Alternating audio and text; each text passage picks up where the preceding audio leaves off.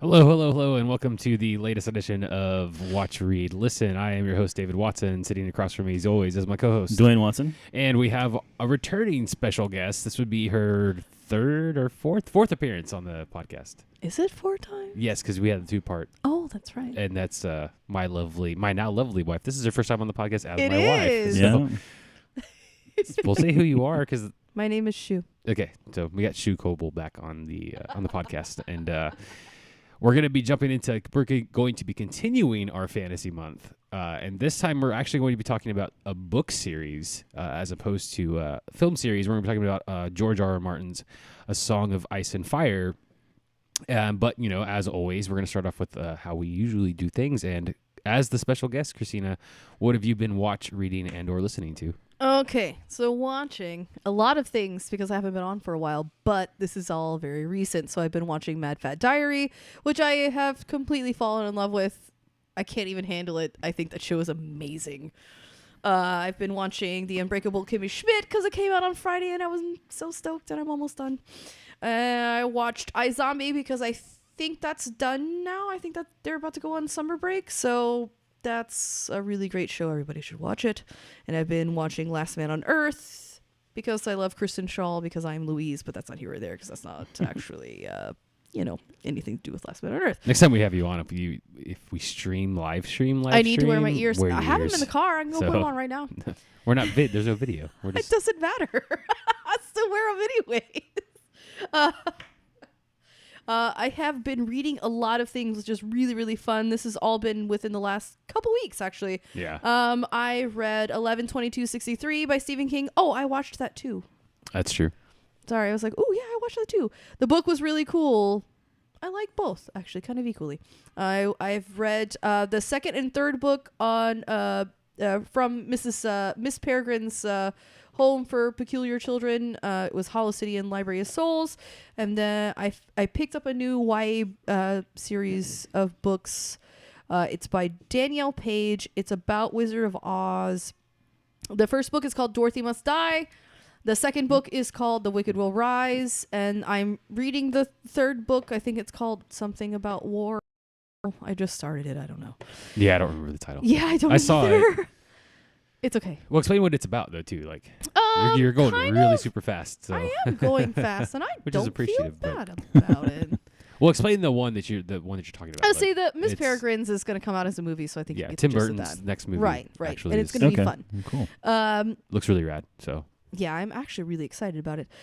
Dorothy Must Die. That stuff. It's all about this sort of modern girl that ends up in Oz now. This is years after Dorothy's been there. I kind of dig it because I don't really like The Wizard of Oz. That's why I liked Wicked so much. Yeah, Wicked was, that's a good book. It's very modern YA. There's a little cursing and it's kind of nice, actually, because I read a lot of YA. you do. There's nothing wrong with that. But these books are really, really cool, and I dig them and kind of stoked about it. So there's a girl. She lands in Oz. Fairly modern day. They're dealing with this like aftermath. There's like a war in Oz because Dorothy's kind of actually awful. She left, came back, made things bad. Right. So that's the gist of it. It's actually kind of interesting. Cool. It's a cool concept, though. That's why I was like, talk about the concept. Yeah. And I told you when I started reading them, and I was really sad that I had never thought about this idea. Because I don't like The Wizard of Oz, but don't tell anybody. And then... Well, now it's out there for all of our 6 listeners to hear. And then the other day we went to Half Price Books. I picked up something that is very relevant to what we're doing today, kind of. It is George R.R. Martin's YA kind of book or children's book. I don't know. It was an easy read. Yeah. I don't know what you would call that. It was described as a YA novel. Yeah, I looked up some stuff about it in preparation. It was called The for Ice this. Dragon. It was written before the Song of Ice and Fire books were written, but it feels like it belongs there. Yeah. Oh no, yeah. It was good. I read it at work. The only thing that, in connection to that, the only thing that I found out that's Martin hasn't explicitly said that it's set in the Song of Ice and Fire universe, and his only reason for that is because he didn't come up with that universe until after he had written that novel. Right. So I definitely feel like it was a precursor. yeah, probably something that And stuck in actually, his brain. You could So- probably go back and kind of fit them in some kind of weird place Yes. because that book is that way very much. That was a really, really good book. I enjoyed it. I can't Yeah. wait for Dalton to read it actually, or me to read it to him, I guess. And then I've been listening. Sorry, to Criminal. You're all good. There was a really cool 2-part episode that was really sad and kind of made me cry. I've been listening to History of Westeros, and that kind of frustrated me, but that's not here or there. And then I've been listening to a lot of Portishead because Yeah. I love Portishead. No, Portis Those has are good good. stuff. So, That's it. Continue. Dwayne. All right. Sorry, I'm writing down. All right. So, yeah, today was a real light, or this week was a real light week for me. I did finish Star Wars Rebels season 2. Nice. Yeah. So that was kind of fun. And I mentioned before about that it was I kind of with spoilers as we go through it and talk about it. It's like I try not to spoil things for people, but it doesn't necessarily lessen my enjoyment. And so one of the major beats of Star Wars Rebels, the 2-part finale, was actually spoiled for me by the title of a YouTube video. Yeah, you were telling me about that. Oh, Like no. not even by something that like I saw. Like I didn't click on a video and accidentally watch something. It was actually in the title of the video. It was like this person X, and I was like, why would you title your video literally a spoiler? Yeah. That's a Now- that's a complaint that I can agree crappy. with people on too. Now the good so- thing about it is that having watched the episode, the finale, it didn't lessen my enjoyment of the finale. There was lots more stuff going on in there, and this is one of those things where I was not I haven't watched the Clone Wars very much. I've only seen like a little tiny bit of it, Me too. and so Ahsoka Tano isn't like I don't have any direct connection with her. I'm not, like her relationship with Anakin Skywalker and whatever was there. Like that's not something that I've ever actually paid very much attention to. Yeah. But these episodes actually did a really good job of establishing that the emotional beats in that, so that even if you didn't, just that confrontation and everything was really emotional, and I thought very well done. So, Rebels yeah, Rebels yeah. is a really good show. yeah. Yeah, they do a good job Actually. with that stuff, and I like it better than Clone Wars. But I've only watched I Clone agree. Wars in like bits, and I watch it in spurts because Dalton doesn't necessarily watch things in order. Right. He watches things randomly. Yeah. So I've never actually watched it from beginning to end. I've probably watched all 5 or 6 seasons of Clone Wars, but only Right. in pieces. Yeah, that's true. Yeah, and I did go to Half Price Books and pick up a couple of things. I was actually there to get a World History AP study guide book because I teach a class and an avid class. It's a college prep class, and we're helping our sophomores get ready for the AP that's exam cool. That's in good. May. And so of course you have to go through the clearance stuff over there. And I found one of the things I found was a collection of short stories by J.G. Ballard, who I haven't read. He's a kind of a science fiction, post-apocalyptic, really transgressive fiction guy. I'd heard him mentioned. There was a series of lectures I listened to on science fiction and fantasy, and he was mentioned in there. And so I was like, oh, I've never actually read any of this. Let me go ahead and pick this up. Yeah, I've heard his name bandied I posted about a table of contents to my Instagram. Yeah. I And saw where that, somebody yeah. had Saw checked off. I kind of left off one of the last title on the front part of that table of contents because it was called "Why I Want to F Ronald Reagan." So I left that off of my feed, my Facebook and my Instagram feed. It was kind of a terrible thing to see, but it was very interesting. And then I also got the collected works of Dorothy Parker, just because I'd never actually read anything by her. And but she's supposed to be really well known, and people talk about her as being very quotable. And I remembered seeing like a TED talk that John Green gave years ago. And one of the things he talks about is like the Algonquin Round Table and laughing at Dorothy Parker's jokes. And so she's one of these people that you hear a lot about if you study short stories and writing and things like that. And so I'm going to start reading that. I started the first one, and so far, I like the writing style. It's kind of Yeah. it's pretty rad. So Can I tell you a secret? I don't like John Green. I like him as a personality on. I like him as a Mental person. Floss. Yes. Don't like his writing. I'm not a fan of his. It feels like Lurleen McDaniel stuff, Yeah. but that's not here or there. Nothing's I- ever enticed me to like yeah. read he's cool his too. stuff, but I think I've watched his stuff through Mental Floss, and I think I actually like him No, as a all of his other stuff is personality. cool, but Yes. the books, See, I have a hard time. I've never read them, and the reason I didn't know read you them have. was I because have. when The Fault in Our Stars, when I saw it, this is before the movie was even, like I didn't even know there was going to be a movie. about it, but I knew who John Green was a little bit, and I saw The Fault in Our Stars, and I thought that would be awesome. And then I found out it wasn't a science fiction book, and I was like, I'm not interested anymore. Okay, look, And do they actually look for Alaska and looking for Alaska? I wonder. I don't know, but Because I think it's on a see, map. and this is the thing, like the concept of get out. That was a dad joke. no, but seriously, like That was a bad dad joke. but the concept of like paper towns, like he talks about it in that TED talk. He talks about why he called his book Paper Towns and what a Those paper town towns actually is. made of paper. Well, it's a copyright trap that you put on a map in order to catch people copying your map. So there's a fake place called Algo, New York, that wasn't real. But then when this one map company sued Rand McNally for Algo, New York being on their thing, they're like, or Aljo, New York, they're like, oh, it's a real place. And somebody, because it had been this fake town, people kept trying to go to it. And so somebody built a town. And That's kind of a clever idea. The idea is brilliant. I don't really know anything about how he uses them. No. Okay, look, A Fault in Our Stars. Sorry, this is totally derailing things right now. That's all right. Look, that book read like a Lurleen McDaniel book. And I have read a bunch of those, but you know what? I never have. I don't I even know who that is. Okay, I did when. Okay, she writes all these books that are like YA books. Okay, I read them when my dad died. Okay, I was Yeah, little. I that's was fair like enough. 13, 14, right? That's all right. Perfect age for that. They're like half romance, half look, this person has cancer or some strange Yes, thing and right. dying. Yeah. And that's how that book felt. It's kind and of I'm like not insulting because I think he's actually a really smart dude. Yes. I It's like TV just of the am week. not in on his stuff. Like we're gonna tug at yes, your, it was we're like gonna- Lifetime movies. Yeah, we're Lifetime books. We're gonna tug at your heartstrings. Yeah. Yeah, I cried. That makes sense. I could still probably cry, but I don't give man. anybody a hard time too much for what they read when they're No, young because yeah. I mean I read Star Wars novels as a teenager. did. I read YA now, and I'm almost 31. No, I some of didn't. them are good. Yeah, some of them are Actually, weird. Yeah, some are those really those good. Miss Peregrine stuff is cool. I haven't actually read it yet, but it was on Kindle Unlimited, so I went ahead and downloaded them. But Disney got the rights to the Paper Magician series, and I've never even heard of that. No, yeah, I have heard of But them, it was but like, I've never oh hey, it's messed with it. on Kindle Unlimited. I'll go ahead and download it and see what it's like. So, but yeah, that's kind of it. I haven't really. I did forget. I did start rereading Preacher, the comic series.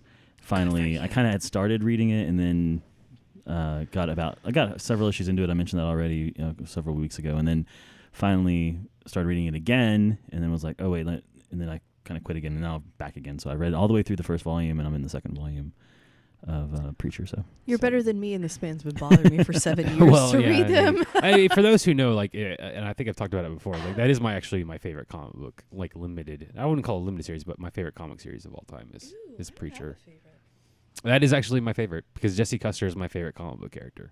Not my favorite superhero, but my favorite comic book character. Okay, actually, I'll say this wholeheartedly. If Chew ends cool, then I might go with Chew. Yeah. Chew might be my favorite. Chew is pretty cool. No, it is. I agree. Well, Sandman It's always. funny and it's good stuff. So. Well, maybe Sandman's my So favorite. let me Yeah, see. go. Mine's more on the listen, watch side of things. 2 episodes of the Projection Booth I'd like to highlight. They did an episode with Ed Wood, the Tim Burton movie, which is my favorite Tim Burton movie, so I was even more stoked for that. That's a great listen. And then they also had an episode before that on Elvira, Mistress of the Dark, which is a movie I've never seen. And you've heard of it. What? You've never seen that movie? No, oh I my haven't. god. So I'm actually going to watch it, but it was a fun episode. to It's hear them talk about it. amazing. Dude, Elvira's movie is amazing. So I do plan on, but that's 2 episodes of the Projection Booth that I need to that I like to highlight. But yeah, Why are we married? It's like I don't even know you. Go. I never have. So What? other thing that Outside the Cinema is doing their Crazian April, which is crazy Asian movies basically that they're highlighting. Crazian Sounds April. like they're gonna give you craisins in a bag. Right. And it's actually cool because they highlighted something that for those who listen to this and maybe know about other podcasts, they did highlight something on their last episode about there is this thing called the Podcast Awards, and it's kind of sketchy, and it was good. It was entertaining the way they talked about it, but it was good to know about the fact that here's an award show where you can get nominated by your fan base. right. But you can't be on the ballot unless you pay them $10. Goodbye. No, $10. Yeah. Yeah. So that doesn't sound sketchy whatsoever, right? Well, what's awesome about that is that $10 is such a small amount that you're likely to be like, oh yeah, sure, without realizing that if you get enough people to pay you $10, So the guy, Hey, the you guy get who runs 50 this, his people name to is pay you his name is $10. Todd Cochran, and Bill by Force refers to him as Todd Cockring. Basically, they have a GoFundMe set up because they want to redo the website for $25,000. That's a lot of dollars. But for why? for redoing a website. But why? But why exactly? For a website that's going to be up only a month and a half as far as balloting goes. No, So thank it's you. really That's kind of why. sketchy. But if you do listen to this and you like podcasts or you're interested in doing podcasts, that's kind of the stuff that it's cool to listen to other people who are going to give you that information to stay away from those things. Now, I think most people that I know are smart enough. The minute they Right. saw $10 registration for Yeah, that, it's like you'd stay away from something like that. It's like Yeah. pay for play. If you're in it's a like we band- always tell people. It's like on scholarships, for example. It's like if a scholarship ever asks you for money, it's not real. Don't worry about. Don't do it. yeah. It's a scam. If it's somebody wants to pay, you pay to get into some directory of high school people. I mean, people do that sort of crap all the time. Yeah. I It's have one of terrible. those books somewhere. So it's Because just my mom did. it's just a cool, it's cool that they highlighted this because you can stay away from that stuff. If you want to start podcasting, it's a good thing to know that there are people out there who are trying to take advantage of podcasters, and it's something Well, to keep this an is eye a out blooming for. market, I So- think is why. Yeah, and that's very true. And My then 80-something-year-old grandfather listens to this every once in a while. So Yeah. that's Awesome. why. I mean, that's a good point. so and then last but not least, in preparation for it's just released in limited markets on the 15th, but me and Christina are going to see it on the 21st with the release of Green Room. Who is Christina? With a shoe. with the advent of, we're going to see this movie on the 21st. It's called Green Room. It's directed by Jeremy Saulnier. Yeah. His previous movies, what I've said, is one of my favorite movies, Blue Ruin, Mhm. and I recommend everybody watch Blue Ruin if you get a chance to as well. But in terms of, I talked about last week how I had Shudder, and Shudder has his first movie that he did in 2007 called Murder Party, Okay. which is more of a horror comedy, but it's more of I would almost call it it's a black comedy essentially. Right. It's very dark. Sure. It's funny, but it's funny in that gallows humor way. And it is like essentially a dude basically finds a flyer for what's called a murder party. They let you know pretty much up front, this is not a spoiler. Once he gets to the place, they're pretty much like, we're going to murder you, and it's what happens after that. So it's much on the dark comedy side of comedy. Is it natural selection if you go to a party called Murder Party? Well, and then that's the someone whole tells point. you that you're gonna die, and then you're just And like, cool. There's something that happens if you do go out and watch it. I chuckled at the end of the movie where the main character he survives. You can kind of figure that You're one out. spoiling things now, man. But he kind of even has this thing of like, I just wanted to party. Like that's all he wanted to do. He's a lonely dude who goes to this thing. Go to a bar then, man. So, but I definitely recommend that. It's not gonna ruin the way the movie plays out. I'm kidding. There are some really funny like bits in this, like who brings an electric saw, because it becomes an ongoing gag of an electric saw that they can't. So when they're chasing, you can't chase somebody. Me. You can't chase somebody with an electric saw. You can if you have a portable battery thing. Yeah, but they don't, so that's what Oh, makes it that- even okay. funnier, because it's Fine. like it's stuff like Fine. that sets it up that you're just like, oh, this is actually really funny. It actually highlights something that Jeremy Saulnier does really, really well, in that he does it in Blue Ruin and he does it in Murder Party, is that he's really good at setting up your story, and there's no Yeah. dialogue between characters. You're just Mhm. watching a character do like kind of live their life Okay. Cool. at the beginning, and he's really, really good at setting that stuff up. Yeah. And it's really good to watch a director who's able to do that and keep you like engrossed in the film. Can I just say something real quick? Sure. Sure. This is a very sexist comment on my part, but as a woman, if I was hosting a murder party, I'd have a freaking electric saw. Well, I could charge it and run around with it, and it'd be fine. Those things exist. No, they do. That's Just gonna make the point. It's just the idea No, that it you bothers me. I you don't would- like that. No, but it's just I do have an electric reciprocating saw that has Yeah. a battery pack, but, But See? it's just the idea that I think like he means like a a gas powered no, saw. I know. I'm It is like, literally an electric it's- saw Like with a a- cord. yeah. It is like When you would have it is in a a workshop. chainsaw. Yeah. I understood But- from the jump. I'm just saying, Let's- as let's a woman, Let's I'm mansplain this a little crapping more. all over that arc. So No, I'm just saying it's funny because it's like I think it's the guy that brings it anyways. He wasn't thinking about it, so there you go. Obviously not. But I would have brought a real saw I could have run around with at a murder party. I'm trying to figure out mean, why I I'm continue to gonna let do it, you then I'm come gonna on do this podcast right now.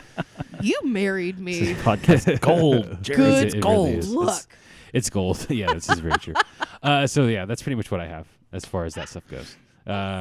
The projection booth, Ed Wood and Elvira episodes. Yeah, and I guess it goes I always without- recommend checking out OTC outside the cinema. Those I guys still are- have I still have are to add fun. them to my thing because since the last time we talked about them, I redid my phone and I haven't added on my podcast. Yeah, back, so. and then I would say check out Murder Party and check Yeah. out Blue Ruin, and then if you, people complain about about good movies not being out there, or movies that get really good reviews and they're not being out there. Green Room has gotten a lot of really good reviews, and there's good movies out there if you look for them. It's got Patrick Stewart. And It's Yeah. got Patrick Stewart in it, Yeah. so Of course, it's okay. at so it's least. like. It's just the idea that I hear a lot of people complain about, like the state of cinema. Good movies are out there if you look for them. Yeah, You just have to take the effort to look for them. that's true. That's true. You know, watching people get into a flame argument over BVS, as I got to Yeah. witness on Twitter this Oh, weekend. hey. Flame Which Wars! speaking of BVS, I So think the fun. greatest review that I watched of Batman versus Superman was from Comic Book Girl 19. I don't know if you've seen her channel. Yes, she's actually been I on. haven't. It's great because she was actually she's- on an episode of back in the day when Birth Movies Death was still called Badass Digest. Yeah. Devin had Devin Faraci had a video channel that they would do that, and she was Yeah. on one of their Okay. ones about comic books. So Yeah, she's if you want somebody who knows, she's pretty smart. somebody She's who cool. knows comic books like super in depth, like she knows, like I mean the whole backstory Nerd. of things. She's pulling stuff out. I don't know, like I do think it's kind of funny, like that her channel is still called Comic Book Girl 19. Like it's like your email address from 2001. I kind of think that's Yeah, rad. from like and- 98. Yeah, and Because but- I want to say he even introduced her as that because he no, was that's like, Comic that- Book Girl she- 19. That's all she goes by. She doesn't. Yeah, she she doesn't put her doesn't have That's name anything out fair. there. I accept it because I go by And shoe. yeah, the and normal so- the amount of douchebags that are out there. Well, that are like, right. And she say crap, says, I don't blame her at all. this is what she did. Okay, apparently she used to work in a jewelry store. And so no. her Batman versus Superman review was also a tutorial about how to properly string pearls. Because every time her explanation was this: if you string pearls correctly, they don't all go everywhere No, they when don't the break string like that. breaks They because you really put don't. knots between the So pearls. so they don't get dislocated when you're moving. And so her whole point was to call BS on this whole like the pearl necklace breaking Yeah, in the with- Batman thing, which good. comes from Frank Miller originally appreciate and her. keeps being used over and over again. Yeah. And so that was her Batman versus Superman review was also a And tutorial. Batman and his parents, well, Bruce and his parents Yeah. were rich enough. You know damn right, well that was she not said like the this way. is the problem is like Thomas Wayne like apparently cheaped out on the pearl necklace. That's so kind.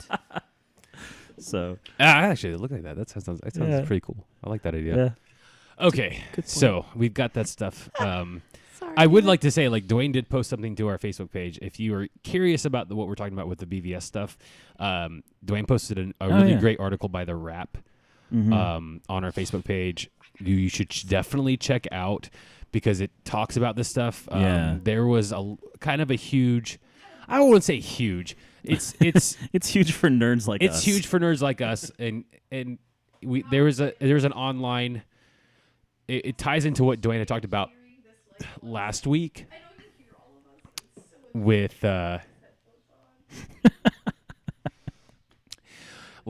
with you talking about Grace Randolph and her conspiracy and her theory. conspiracy theory kind of just exploded. Like you kind of talked about her reaction on the trailer, so it was really fascinating to see the whole thing that happened with that. That's all I'll say.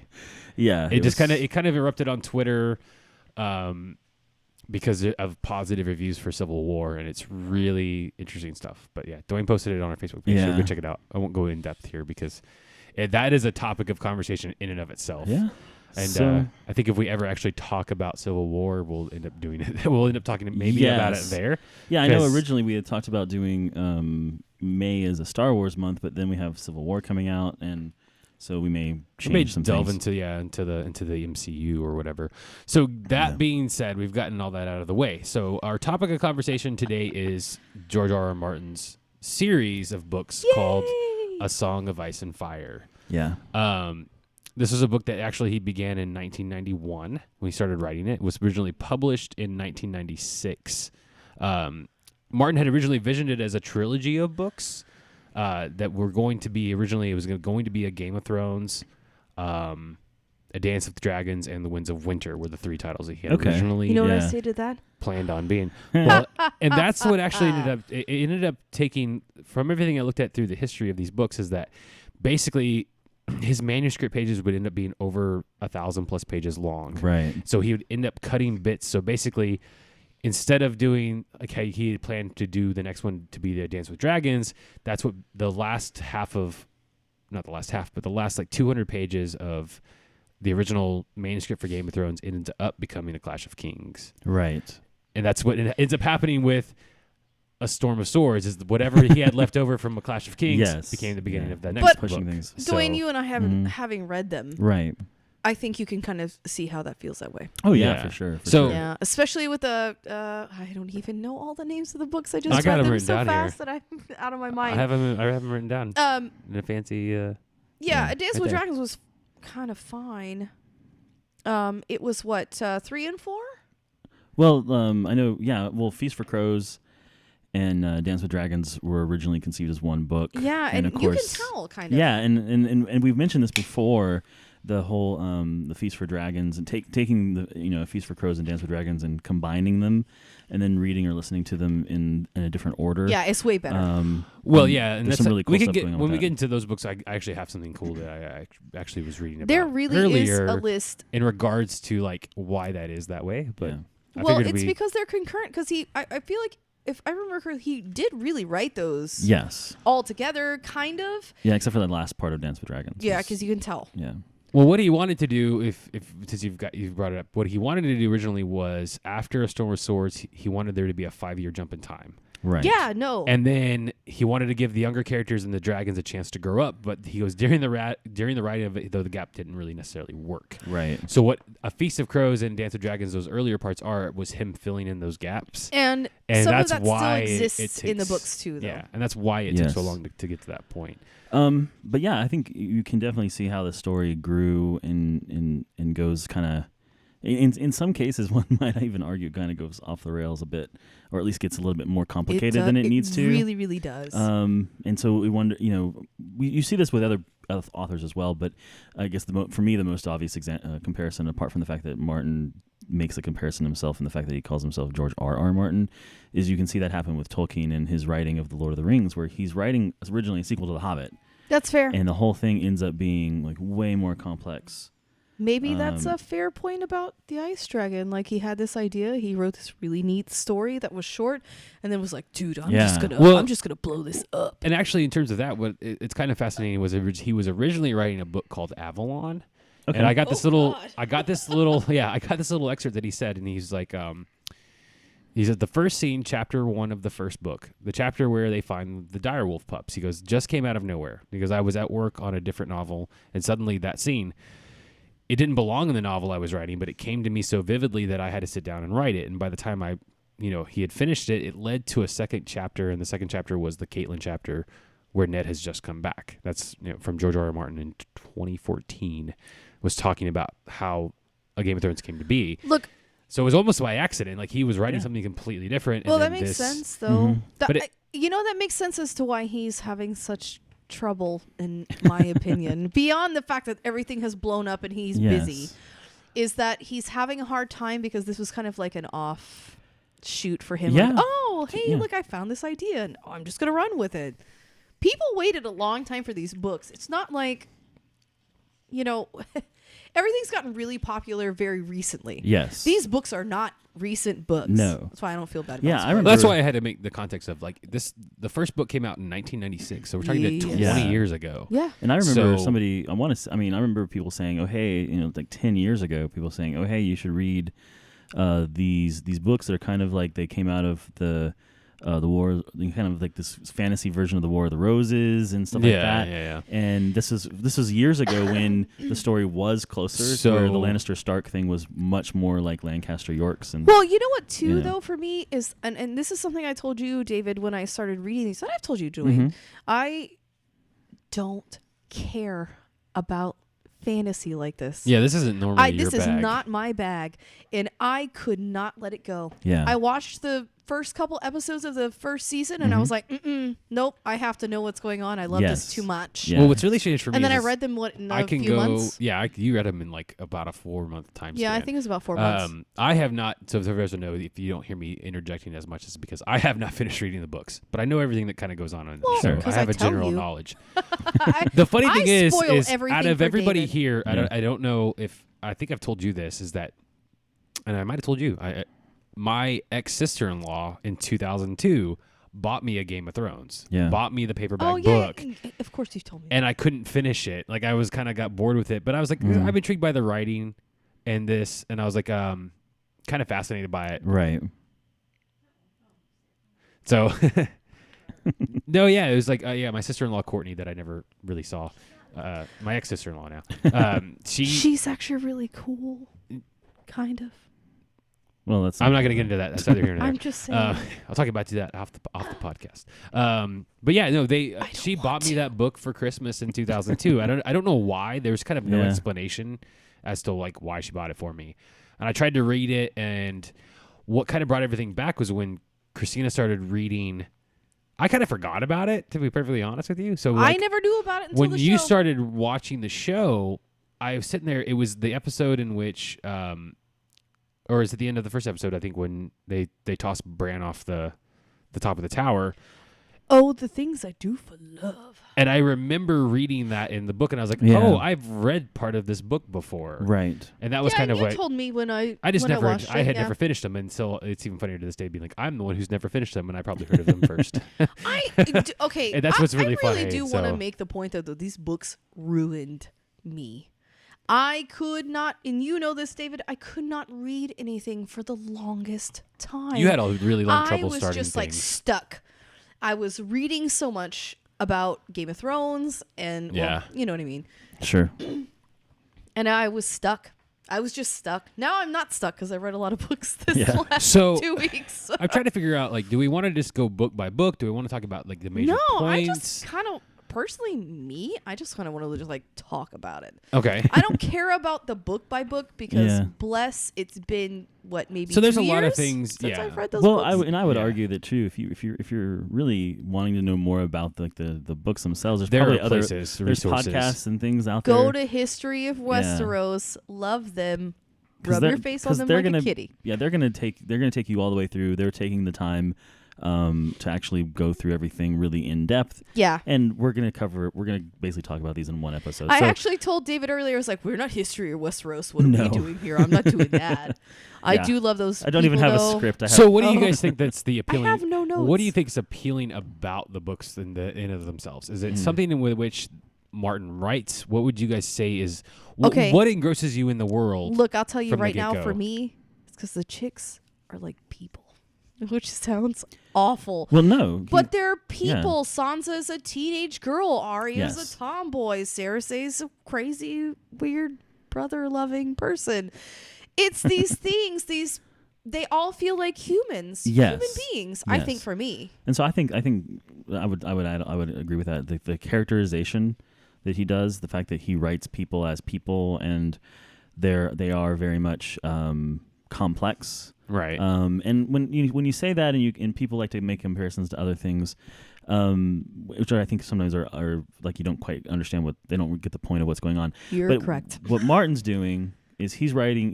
That is kind of his thing. He's thinking about motivations. He's thinking about histories of these people and where they may have come from and kind of why they might be the way they are, but also he doesn't let you like get away with like being like, oh well, that person's just evil. No, he's going to be like, you know what? Look at Jamie. He yeah. gives you People motivating are complex, factors. and Jamie is a great example of Well, somebody seriously, who has gone through a massive shift, which I'll put this in the show notes, of course, that this will spoil things for season 6 if you're watching the TV show, because they're probably going to do this storyline in the show this season.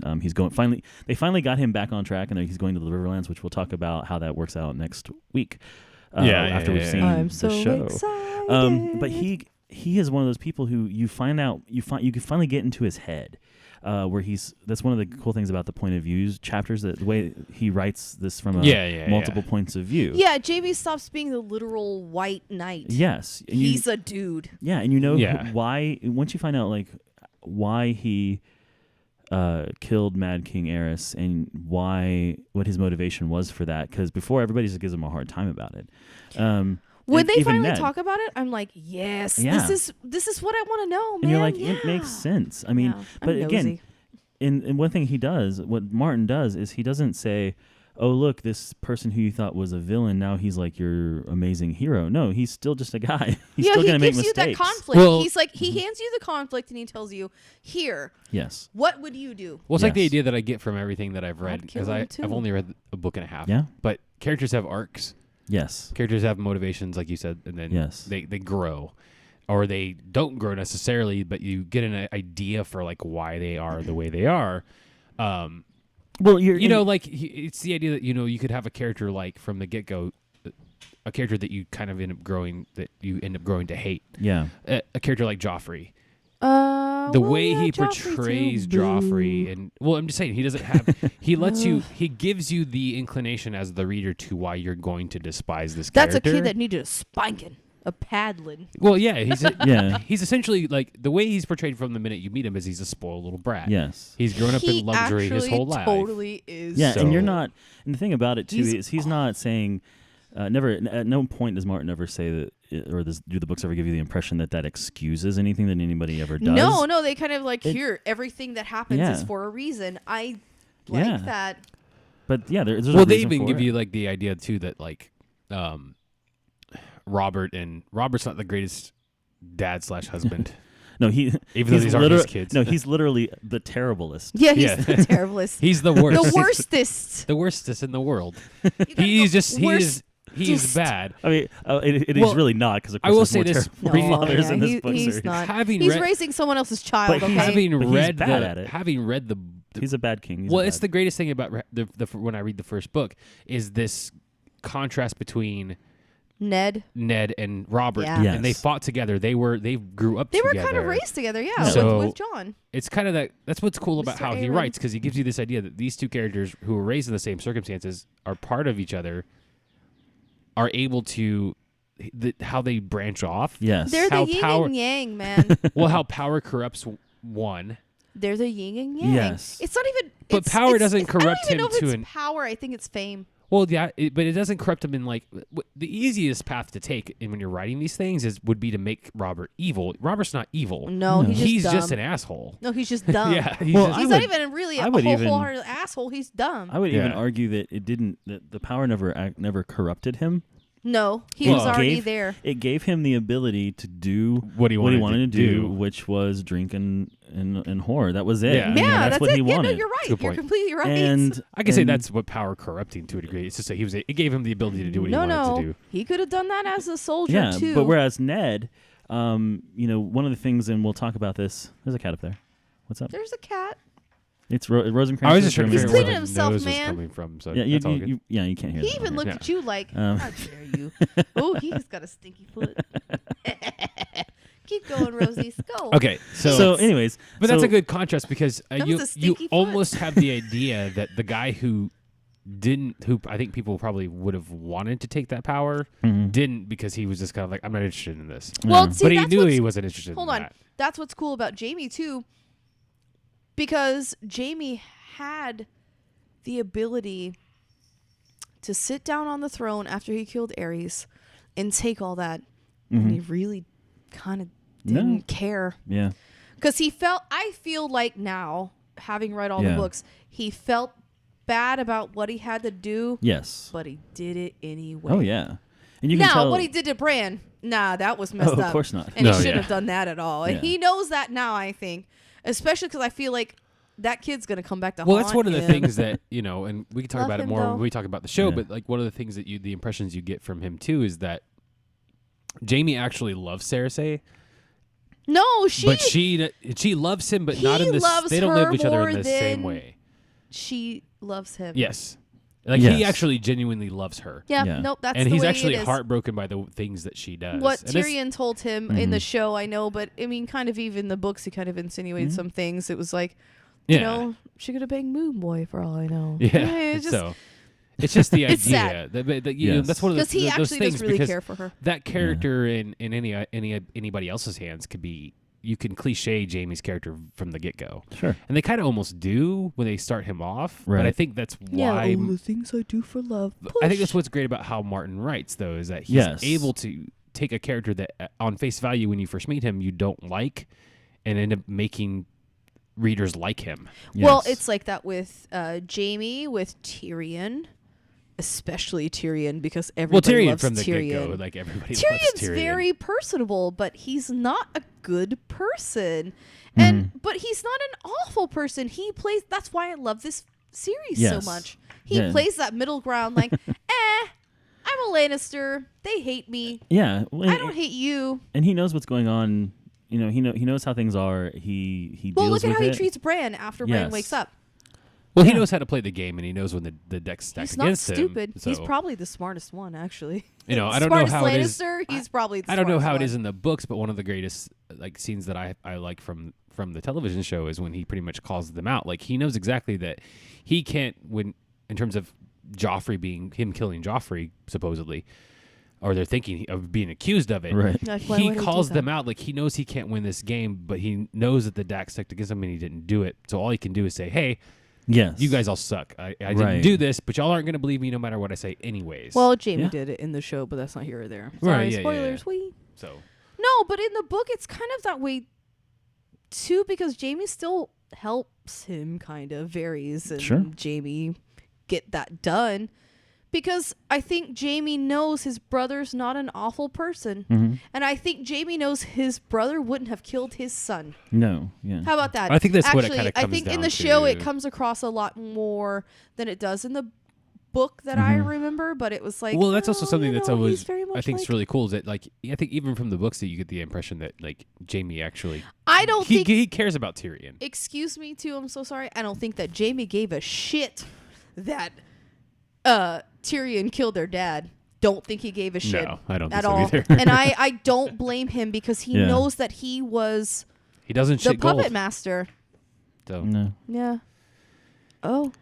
Nope. No, so it actually is And like the- I the actually thing is- went no, and read actually, that. Even in the books, though, that is the way that chapter kind of ends. It's But like, no, oh yeah. no, he didn't poop gold. No. No. No. I actually went and read that because I Yeah. wanted to just read that Yeah. in the book. Oh, so yeah, yeah. I have read that portion of that because I had to. So And that that gets into the conspiracy theory side of things too, as to what was going on with Tywin and why he was on the toilet.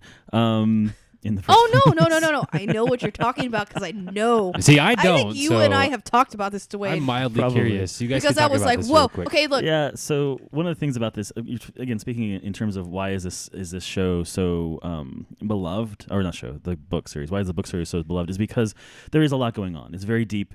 It's very complicated. There are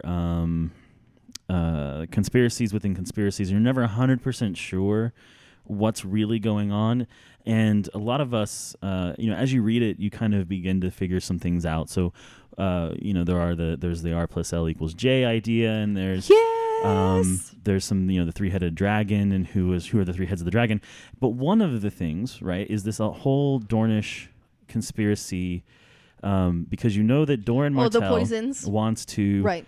that Doran Martell wants revenge Right. on the Lannisters for the deaths of Elia and her children. His great Elia, who was married to Rhaegar Targaryen, and but he's playing a long game, He is. right?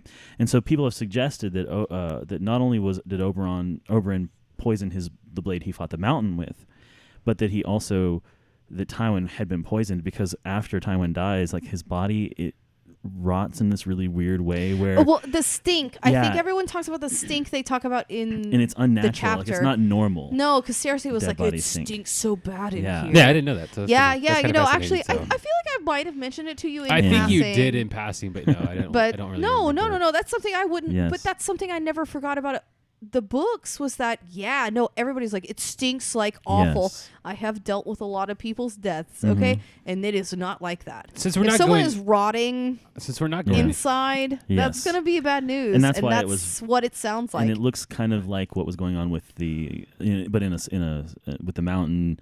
After as he's dying, things are happening. Basically, it sounds like it sounds like a blood hold disease on, David. Before of some sort, where his blood is rotting. that sort of right, thing. right, like he's just rotten inside, Right. which I love. David, just hold on a no, second. I you wanna guys ask are your the brother you guys are the something. experts. I'm not like you guys talk about this stuff because I'm just moderating. I have some ideas and some questions, but you two are the experts here. I am just the guy who's hanging out. Dwayne, do you I'm cracking buy jokes. the idea? I don't buy it at all. Shut up, David. Dwayne, do you buy the idea that dude that was with the priests that don't talk? You can't even give real names. You're just gonna say dude. You're gonna reduce him to a dude. Can you let me finish? Yeah, go ahead. I'm gonna let you finish. Shut up, David. God. I'm gonna let you finish. No, well, they have that chapter. I don't Yeah. know what book it's in, but It's it's okay. like, oh, this dude is digging this grave, and everyone's like, it's the Hound, Right. and he wasn't dead, which I still don't actually, even in the show, believe he's dead. Yeah. But I definitely don't feel like that in the books that he's dead at No. all. What's I the would name of agree that with that. character? The grave talk digger. about- No. Like the Hound. The people they speculate the Hound is now, not the Hound. Literally what I just said. The grave digger. Yeah. Oh, you're I talking was about the like, what are you mountain? Yeah, the talking mountain. about? Oh, Robert Strong. Yeah, Robert Strong. Okay. No, it's definitely Robert Strong. Oh yeah. No, so I kind of I got them love mixed that up when you were chapter talking about because it. Yeah. people are so stuck there. They were like, "Oh, brother is gonna fight brother," and Oh, I'm the like, Clegane Bowl yes. idea, yeah. Bro, Clang and Bow get hyped. I'm so hyped. I need a tinfoil hat. If we're going to record and live stream next week, I am going to wear a tinfoil hat because I have some real good tinfoil for everyone. But I Yeah. believe it though. I mean, And even the dude that plays him on the show has said yeah. he's coming back. And Yeah, I'm I think that oh. I think definitely the Hound is the gravedigger. And again, speaking Yeah, of, I do too. of why this series, the show. Oh, the but Hound is a good point about yeah, that. where here's a character who, when you first meet him, You kinda hate he's him? just you Yeah, kind of he's have gross. to. I mean, he kills Micah, Arya's friend, for no Yes, yes. good reason, like butcher's zero reason. Yeah, just Um, because. And then when he Awful. and so when you first he's a Lannister. I mean, he is a dog. I mean, in the way that they call him, he is their dog. He is the Hound. They tell him to go do things. He does things for them, and that's about it. Yeah, he's a damn farm dog. Yeah, Okay, and I he mean, goes that's what it through is. changes. Some of those changes in their motivation, sometimes you're kind of like, ew, because like his obsession with Sansa is kind of like, ew, because she's only like 14 at that point, and he's like That's really true. weirdly obsessed with her. But at the very least, then when he runs from the Battle of the Blackwater, Because because screw of the that fire, man. you're like, Feel it, oh, though. okay, I kind of get him. And then when You're a he hangs out with human. Arya, you're like, oh, you know? Dude, they are my ride or die. I love them so much together. Yes. I wish they would be together forever, but it's not. Not in a gross way, like love together. Yes. I just want them to always hang out because they're Yeah. awesome. But it's going to be kind of neat to see again how when Arya comes back, how that's going to connect possibly. I mean, maybe I kind mean, of cool. I'm sure it could, and I think what's gonna. I feel like, well, I know we're not talking about show really too much, but even in book wise, I do feel like I know, and I'm sure you kind Yeah. of probably feel the same way, that he's gonna, the Hound is gonna come back. He's gonna fight his brother. Yeah, I wonder how that. I Just don't think it's going to because- happen the way a lot of people are thinking it's going to happen, because there's some people who are No. saying, oh, he's totally going to be like the champion for the faith. I'm No, like, that's not. There's no way that's no, going to because work. the Hound is not gonna do all No. that anyways. But I can totally see. He's something going to kill his happening. brother because his brother And- was an awful person to Yes. him and burned him and did all these things to him. Yes. And he deserves to die. Yeah, and I think I can And see. I think he's going to do it. And I'm glad. And I can also see how the Riverlands, if you're kind of paying attention to the map and the way that things are kind of working out, it's almost like whatever's going to happen is going to happen in the Riverlands. There are some suggestions from Preston. I'm fine. There's some suggestions from Preston Jacobs dealing with Littlefinger and Harrenhal, which I had the videos playing when we first Yeah, right. started here. That why Littlefinger is obsessed with Harrenhal is connected to his obsession with Catelyn, because Catelyn and yes. Lysa are descended from the Wents, and the Wents used to be. They had Harrenhal before it was given away to somebody else.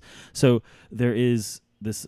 I know you. There's a lot of sorcery. Your mom has my History of Westeros book, and I'm very she sad does. because I need it. I needed it this week, and I'm really sorry. Yeah, I have it on my iPad.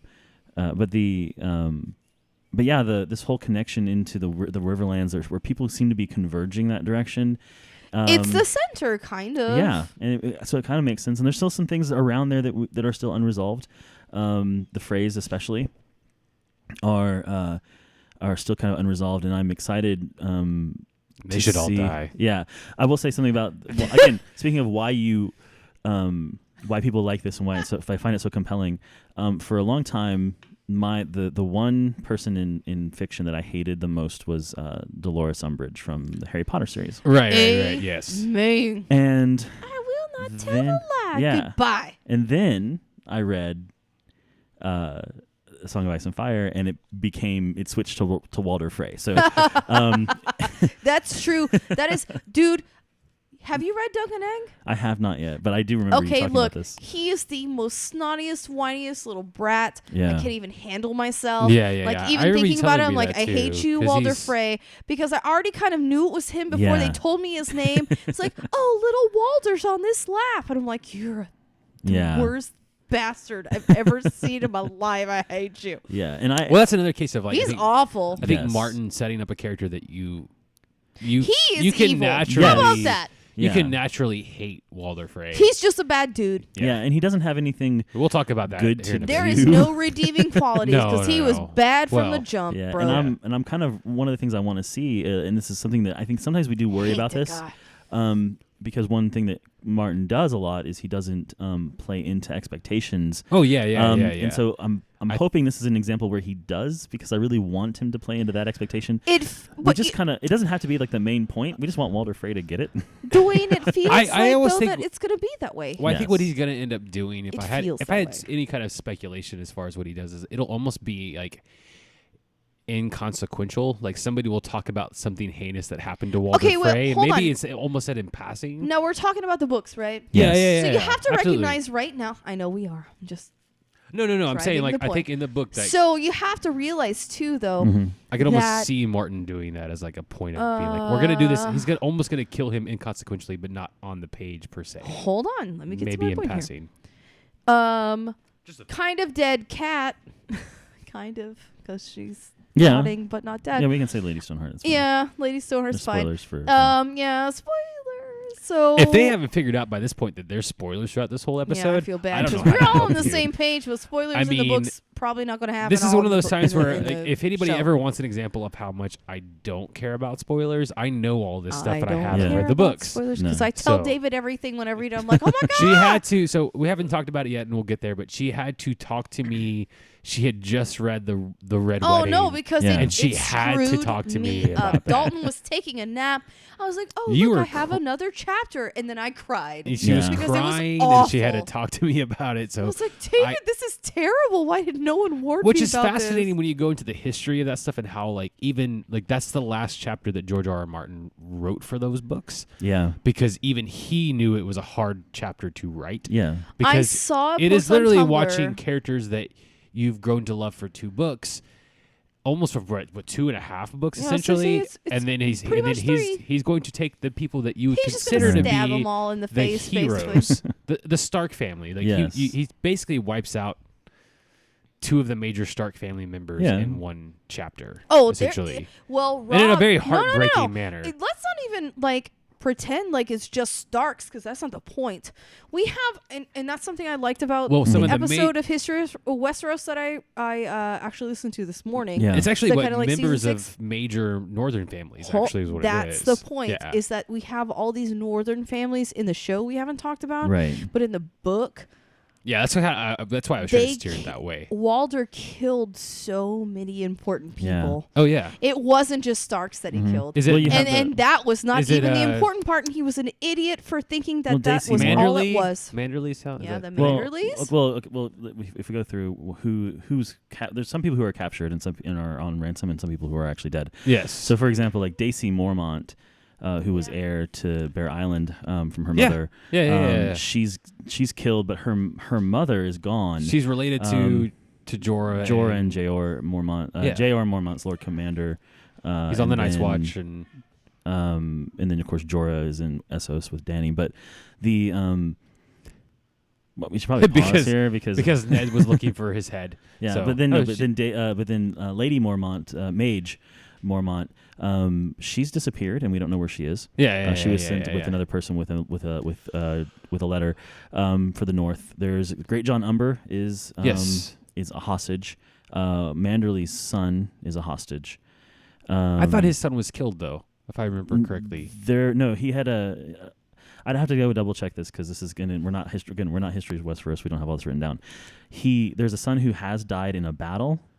There is another one who is hostage. No, hold on. I can tell you why. Yeah. Because the only thing they have over Manderley, they're getting his cooperation because they have his son hostage. Well, one of the theories that I was hoping we'd talk about at some point was they call it. You can't talk about this without Christina here. Is it the ghost of Winterfell? Or not the ghost of Winterfell, but the ghost of there's this basically There's a couple somebody. different ghosts. It depends on who There's you're talking basically this quote unquote ghost that's going around and killing Freys in ways. about. And the speculation has been that it's one of the Manderleys as or maybe it's Umbridge. I don't know. It's one of the families Hold in on terms of one that. So you're thinking, Umbers. But anyway, so going back to the Red Wedding, we'll get to that. Yes, there is something going on with that. yeah. But you do have. It's one of the ones that I read about it on the wiki. Yeah, There's a great the great A Song of Ice and Fire wiki that's I've read through enough of that Yes. because like I said I've had this stuff. So let me- for let me- me. So. There's a giant Wikipedia about that. So to kind of Have fun. explain this, by the way, in Yeah, terms yeah, of what yeah. you're talking about, so what they We really can talk about the what Red they Wedding. decimate at the Red Wedding is of course you have Robb and Catelyn. And there are, like I said, already mentioned Daisy Mormont, and there's a few Yes. others, but they take a lot of hostages there. Yeah, Because Right. what they want is they know they can't wipe out all of the scions of these houses because they need leverage. If you kill, so Manderley's son, for example, is a hostage because they need him they need to control him, and that's the only thing they have over him. Because Right. otherwise, Manderley would be like, "Screw you, I'm totally loyal to the Starks." Like, how dare you? Yeah. Which You is killed my why, sis- of course, that's why you have the ghost of Winterfell and the possibility of a Great Northern conspiracy and things like that. But And that's something that I think that I wish when we could talk about the show, this is why I love talking about this. It's stuff. very difficult don't- not to talk don't- about both. Well, they don't Well, really I agree. talk about. This is not a plot point that they've really used yet in the show that we No, know and the of. show was just very And I think it's shocking, actually. like, here everyone's dead. Well, I think it's a Look, very I stabbed this fascinating. chick in the stomach. She was pregnant. Like, it's well, awful. that's not even a character from the book, so it's No, like well- you know. it is. But Well, it is, It but it is, isn't. but not like that.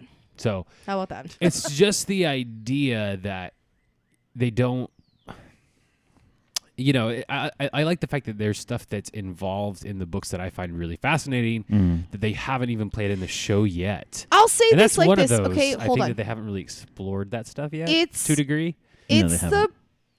it's the personable aspect of all of these people. Yes. Like, you can feel why they're doing these bad things Sure. or good things or Yeah. whatever.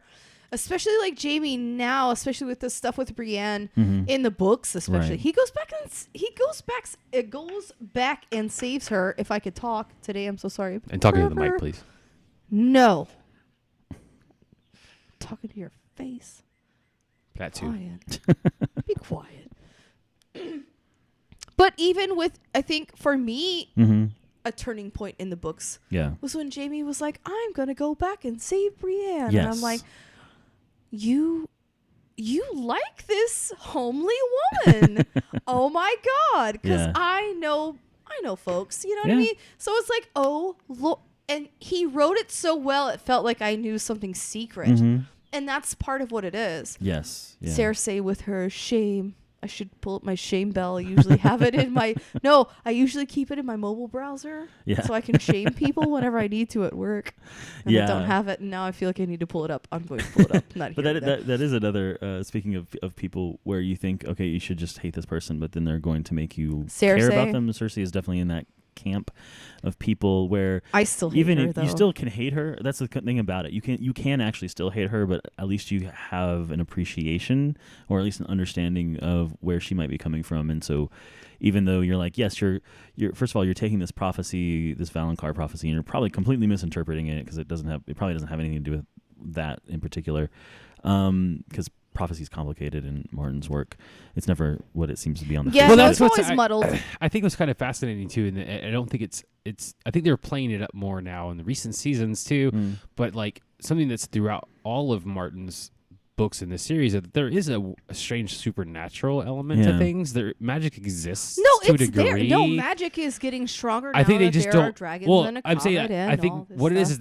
they don't play it up as much in the series. So I think it's what's really frustrating for people is that they don't talk about it in the TV series as much as it is directly in the books. Hold on.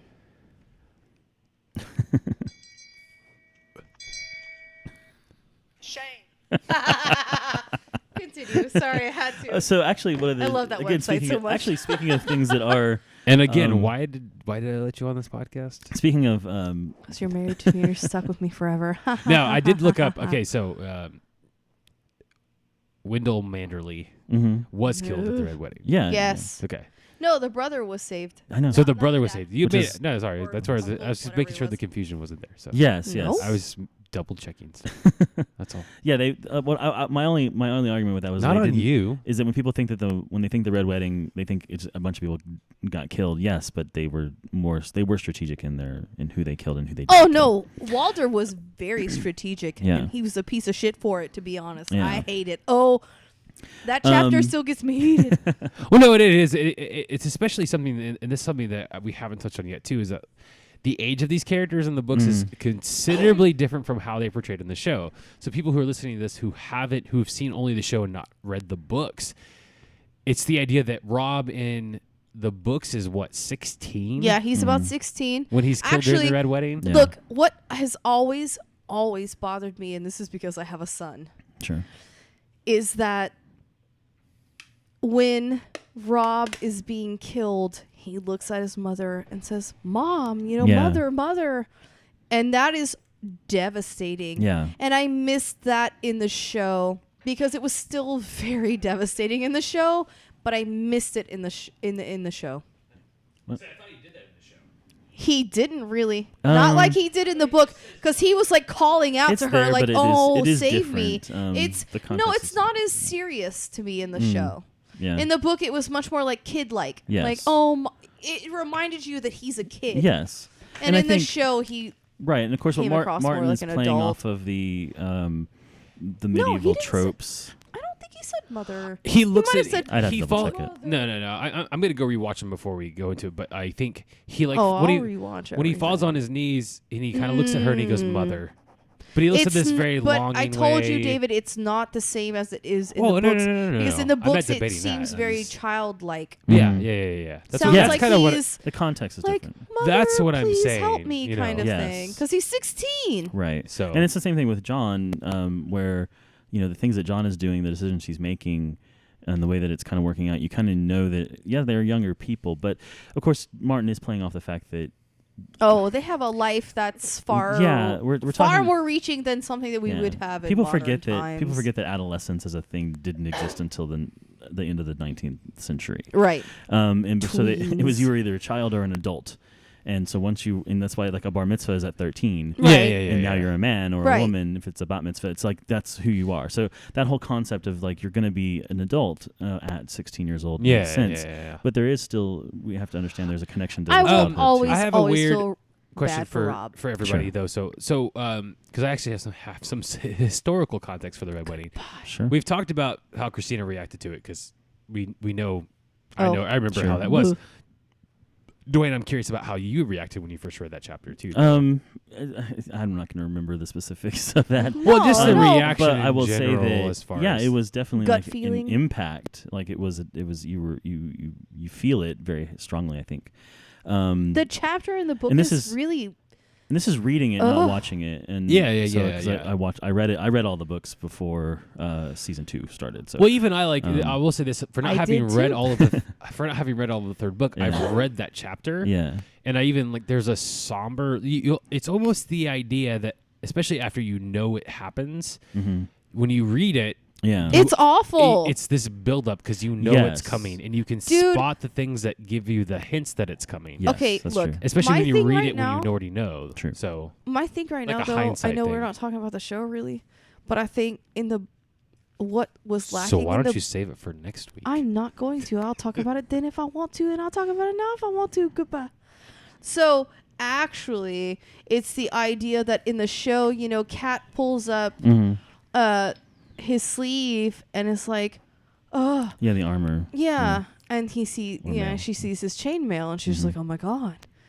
And I almost want that in the book because I almost want her to know what's going to go on and then be resurrected and and be like, oh. It's the idea that you could what's cool about She's killing all them a phrases. TV series versus the books is But that, but this is the thing. It's complementary. yeah. No, you're right. It is. Because I like that it's showing, not telling necessarily. And in a book, all you can do in a book is tell. If you can do it in a masterful way, which I think he does really. He does a really good it job definitely of the way he feels. does It feels so. like you're seeing. But Yeah. in the show they're able to do something cool like that where they can touch on something sure. very, very. Well, we'll talk about the Red Wedding as far as it's portrayed in the show when we get to the Oh, show. next week is fine. And But I'm then- just like, hey. So here's some this is kind of interesting. What I like about the Red Wedding though, there is actual historical context. Like Yes, there's there an are. inspiration. Right. There's something that Context happened in is 1440 called the Black Dinner. Right. The Black Dinner involved the Douglas clan in Scotland. The William Douglas, he was the 6th Earl of Douglas, was invited to dinner with a 10-year-old King James II of Scotland. So just to give you even more interesting context about the ages of things, we forget oftentimes that there were kings who were not even teenagers as we know them today. I think that people forget sometimes that even my grandmother was married at 15. Right, I know. Like, that's how things So used to be. Right. basically what happened was William Douglas and his brother were very young. I don't remember the ages that I read when I was looking this up, but basically after the dinner, the clan Douglas chiefs were taken outside. They were given a mock trial and they were beheaded. Like that was Adventures. so they got to no. so they got to go. Like they invited them to this dinner and then Right. they were taken out. So it's No, almost weird. it's exactly but Well, it's George almost pulls that kind of they stuff. got it a little bit better because they weren't they got a mock trial at least, so they got some yeah, time. sit there, eat some In bread. the Red and be Wedding, like, oh, Yeah. they okay, play- You can die now. They play the song "The Rains of Castamere" as the quote unquote signal Right. to do this, and then it happens. Excuse me, that shit makes me cry. I know. Makes me cry. So So sad. No. okay, I'm not too cryy now. You want to take a break? sure. Yeah. So okay, No, go. I've got a couple questions. When we get we're gonna we'll go ahead and take a break. I don't know what we're gonna do here because this is a very book-centered episode, but And yeah, I would like to play something kind of special for everybody, but I don't know if we're gonna. I have to talk to Dwayne. If there is a break here and there's something cool to play, let's take a break and figure out what's going on. I have and a then- song that I think is really rad that we could play here. But and Well, we'll the come back Reigns here of and talk. Casimir was played by some kind of crazy new age band people that I don't Not really what I was gonna remember talk now, about, but but not here. So- We're there. okay. So we're gonna take a break. We're come right back, and then we're gonna talk. I got some questions for you guys, and we'll see if we can get down to Boogie in the some butt.